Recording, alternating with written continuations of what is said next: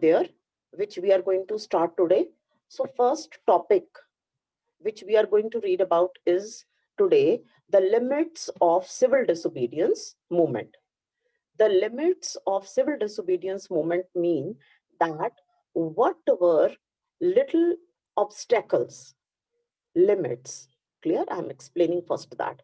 What were some of the obstacles which might have stopped the smooth progress of the civil disobedience movement, or which could have acted as obstacle in achieving what was planned to be achieved under the civil disobedience movement? Clear? So this is the topic which we are going to read about. So the first thing is that the category of untouchables. Now we all know that from the very beginning, the Indian society was divided into four varnas. You have studied in the lower classes also, and we know that these categories were so strict. The division in the society was so strict. The Brahmins, the Vaishyas, the Kshatriyas, and the Shudras, untouchables, as they were called. So the last category of people were not allowed to mix up with the other three categories in the society, and as a result, they have had a disadvantage from the centuries. And now, when we are talking of mass movement, it means that no category of people could be left behind. And we know that the fourth category, that is the division which is there in the society, that is of the untouchables or the Shudras, as they were called earlier. If this community was not made part and parcel of the freedom struggle, so maybe we were not able to achieve that much of success. But that concept was not very much acceptable by the higher castes. They were still not willing to mix up with these people. But on the other hand, Gandhiji was very much of the opinion that we need to bring up this category of people in the mainstream of the society. Therefore, Gandhiji, he coined a new term for the untouchables and called them as Harijans. And to give them dignity in the society, he himself went ahead, and you will read on page number 68. On page number 68, you can see that he went ahead himself to clean the toilets, to give dignity to this category of people, and to achieve for them access to public wells, tanks, roads, schools. We know that there was so much of division in the society that a particular category of society could only get education. Higher society, people belonging to the higher categories could only get education. And this category of the society was more or less at a disadvantage. So there was a slight tussle or a discontent among this part of the society. And we have our Dr. B.R. Ambedkar, who worked for them a lot because he himself was one of them. He belonged to this category and he had suffered. You have read the chapters on equality in the seventh standard also. We have read that how discrimination, what is this? This is discrimination on the basis of caste. Clear? And this always has a detrimental effect on the society and on the progress. So similarly, at that time, Gandhiji was of the opinion that we need to take these people also along with us towards the goal of achieving the national movement. But somewhere or the other, this problem arose because the people belonging to the so-called higher society castes did not want this. But all these were resolved. There were certain discords between Dr. B.R. Ambedkar and Mahatma Gandhi also, but these were solved. And finally, see on page 68, Pune Pact was signed. Underline paragraph second on page number 68, the very first line, Dr. B.R. Ambedkar, who organized the Dalits into Depressed Classes Association in 1930. Underline for your MCQs also. And then as you move below in the paragraph, Pune Pact of September 1932. Clear, this Pune Pact was signed, and all the differences which were arising between Mahatma Gandhi and Dr. B.R. Ambedkar were solved. And it gave now what was Pune Pact? It gave the depressed classes, later they were known as scheduled caste, reserved seats in the provincial and central legislative councils, but they were to be voted in by the general electorate. This I had already cleared yesterday, that when we were talking of separate electorate, no doubt an agreement was reached that some seats will be reserved for this particular category, but they will be elected by a common electorate. Common electorate means that all the people belonging to all different categories, maybe they belong to Brahmin, they are Sikh, or they are the Muslims, they will together vote for the candidate who is standing. Not that if a candidate is of a particular community, people of that community will only vote. Clear? Because this proposal was put up, and Britishers had very cleverly agreed to this proposal because they wanted to keep the Indian society divided. But it was the efforts of Mahatma Gandhi that a common electorate was decided, and it was decided that some seats will be reserved. We have already read this about reserved constituencies in electoral politics. When in ninth standard we were doing electoral politics, at that time very clearly we have read that there is a provision of reserved constituencies in India, and it's very much mentioned in the constitution. Now next, when we are talking about the limits, so the next was a slight division which was arising among the Hindus and the Muslims. We have already studied about the formation of the Muslim League. Clear? We had the Congress party, but another party, Muslim League, was also formed. And as a result, what started happening? There was a parallel party, Hindu Mahasabha. Now, these parties, clear, which were formed on the basis of the religion, they started looking after the interests of their own particular communities rather than working unitedly towards the goal of achieving independence. What they started doing, they started looking after the interest of their particular community, like the Hindu Mahasabha, right? They started taking care of the problems and interests which were there related to the Hindus. Similarly, the Muslim League started taking care of the interest and the problem related to the Muslims. So this was not the agenda of the national movement. The national movement or Gandhiji wanted that there should be a combined struggle. Our goal was to achieve independence and not to achieve partial solution to the problems which were being faced by any particular community.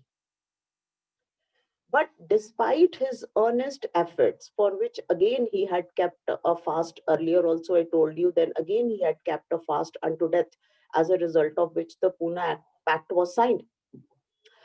These communities created such differences in the society that at so many places in India, riots also occurred. The riots in the history are very popular. When the India became independence in 1947, we had dreadful riots between the Hindus and the Muslims because of the partition of India and Pakistan. But before that also, by taking up or by creating certain issues related to religion, riots had started taking place at different places in India, so which was very disheartening, and it created in the smooth functioning or the smooth progress of the movement of the civil disobedience, right? And next, the upper caste Hindus, clear, were still not very much, you can say that they did not agree, clear, to the agenda of the Congress, which wanted that people of all communities should be taken together with them to move ahead towards the freedom struggle. So, in the limits of the civil disobedience movement, these are the two common problems which we were facing, and these were very serious problems, because as India is a multi-religious and multilingual country, it is very important that all different communities should be taken together, and then only we can be successful. So here, please write down one question, that what was the role of the communal parties? What was the role of the communal parties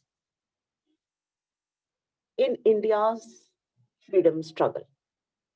What was the role of communal parties in India's freedom struggle? Clear? So I have already told you Hindu Mahasabha, one party, and then the Muslim League. So briefly, I'll review the points. What did they do? Why? What kind of a role they had started playing? So what did they do? They started supporting the individual communities. Clear? And they started working for gaining seats in the legislative assembly for their own particular community, not at large for the participation of Indians. And next, they started relating to the social problems of their own community. And the upper caste communities were not interested for the welfare of the poor. And next, I told you that these were responsible for creating many communal rights, small communal rights at different places in India, for example, in Maharashtra, in Nagpur, because of the divisions which they were creating in the society on the basis of the religion. Clear? So this is about the topic of the limits of the civil disobedience movement. Now, next topic on page number 70, 70 page, the sense of collective belonging. Now, a sense of collective belonging refers to that despite all what we have read, just now I have discussed with you that how a division was being created in the society and how the religious issues were creating problems.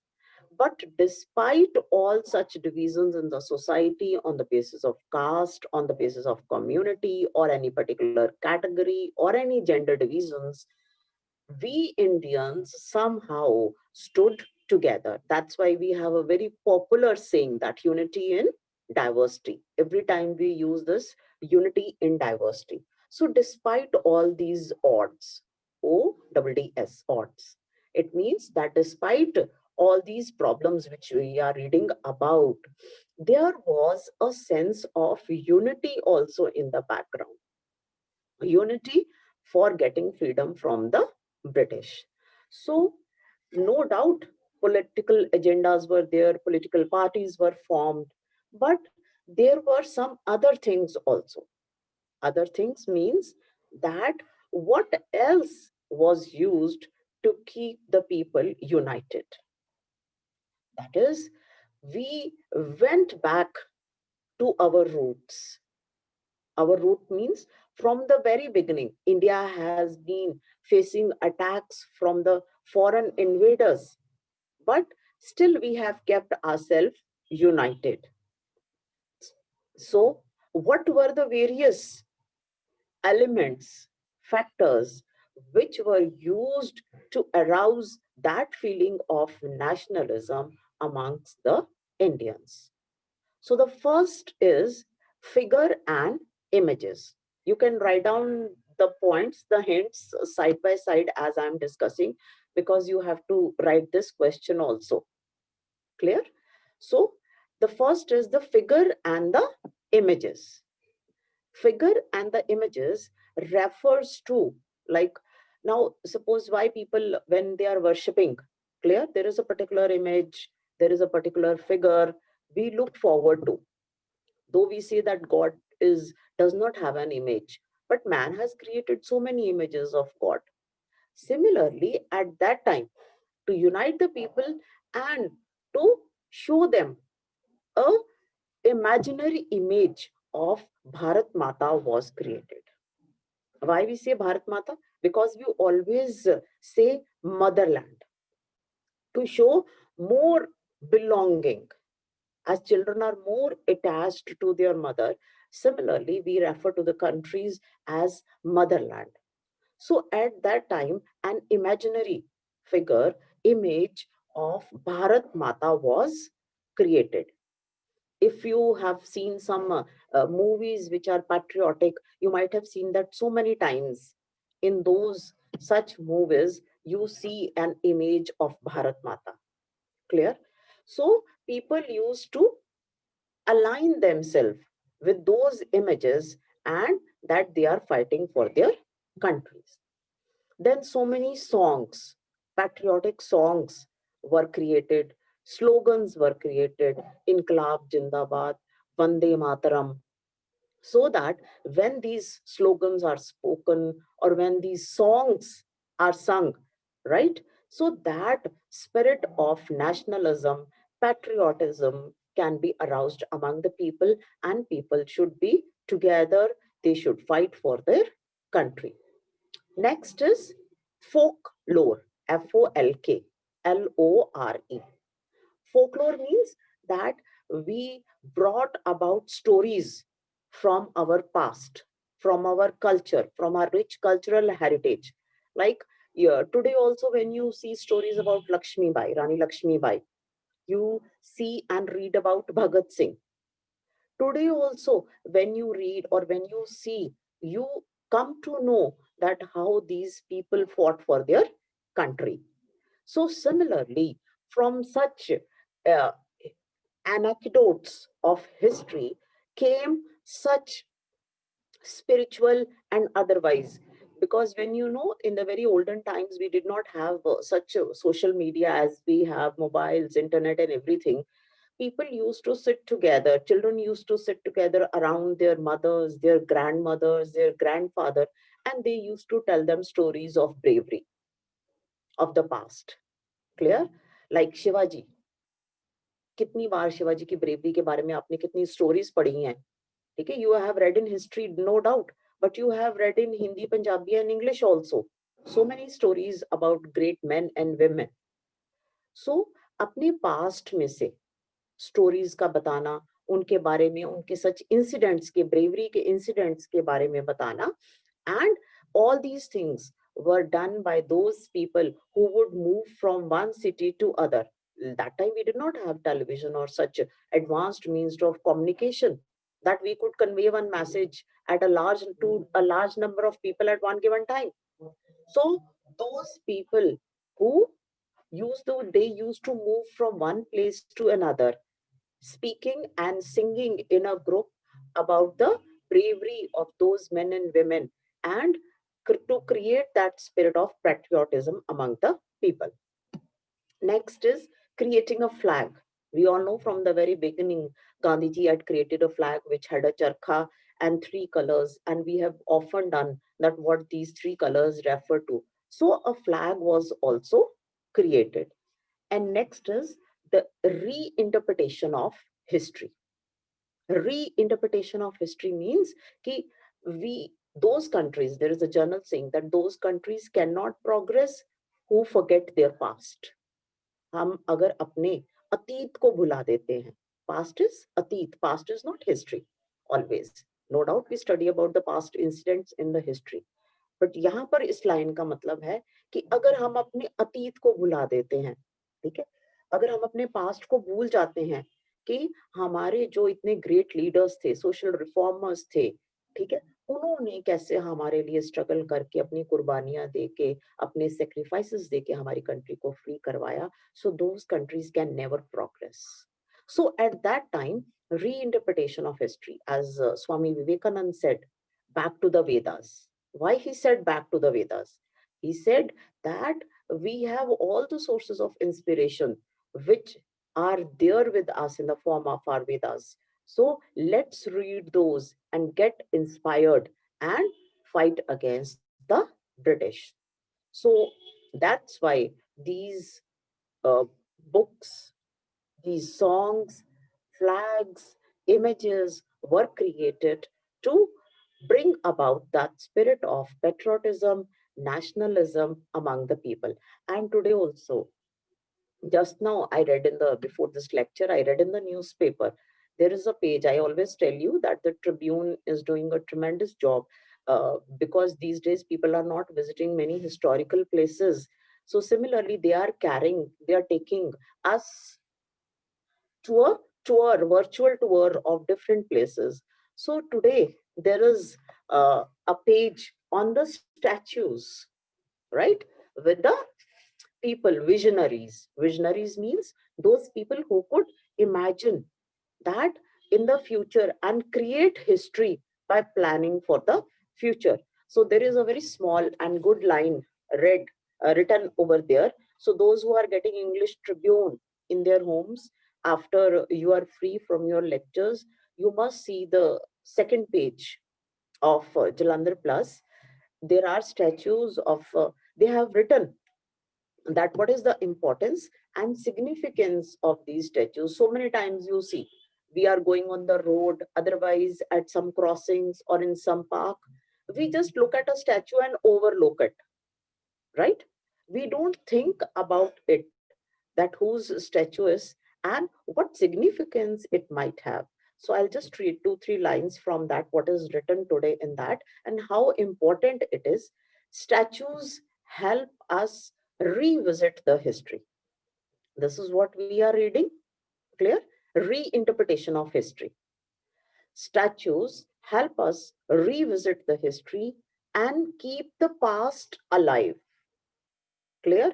Today also, if there are problems in the society, clear, we always look towards the past and see that if such problems were there, how those were tackled. What was the source of inspiration at that time for the people when they were suffering such atrocities at the hands of the British? So they help us to revisit the history and keep the past alive and rekindle memories. Rekindle memories means that something which has gone cold. Rekindle का होता है जैसे आग बंद हो जाती है ना, तो उसके बाद हम क्या करते हैं कि उसको, आग को खत्म कर देते हैं, उसकी राख को खत्म कर देते हैं ना. बट कहीं कोई स्पार्क है, तो उससे क्या होता है कि अगर हम उसको थोड़ी सी हवा दें तो वो फायर फिर स्टार्ट हो जाती है. रिकिंडल, तो उसको हमने क्या किया, हमने आग को दोबारा जला दिया एक छोटे से स्पार्क से. सो सिमिलरली ये जो स्टैचूज हैं, जो ग्रेट मैन के हम देखते हैं, महात्मा गांधी का बना हुआ है, बी आर अम्बेडकर का है, भगत सिंह का है, and so many other, Udham Singh का है, so many other such statues are made in different cities at different places. तो वो हमें क्या याद कराते हैं, they keep our past alive and rekindle memories of these warriors and reflect past.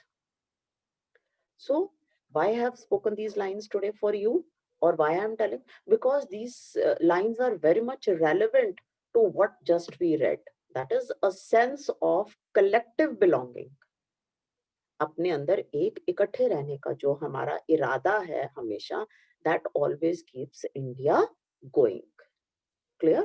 So this was about the chapter today, and related to this, I told you you'll be doing one question. You can note down.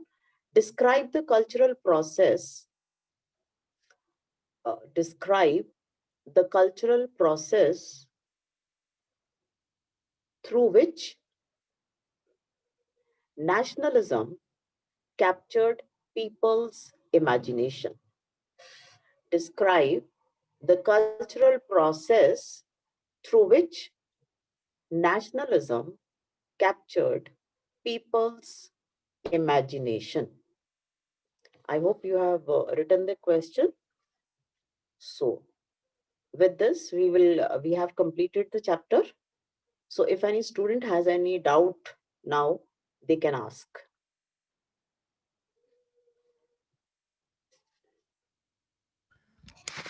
Sukhjeet ma'am, हाँ जी ma'am, मैं पूछने लगी थी, मैं recording बंद कर दूं?